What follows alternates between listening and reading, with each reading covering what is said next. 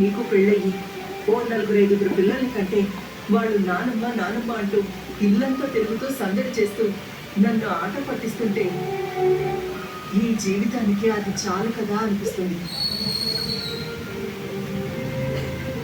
ఏం మాట్లాడవేండి నాన్న? మనం బయలుదేరుతున్నాం.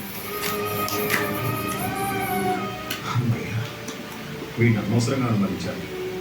వీడికి ఏమన్నా రాలేదు.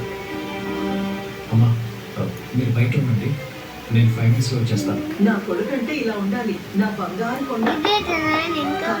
తొందరగా వచ్చేయకుండా లేట్ చేయకు. సరే.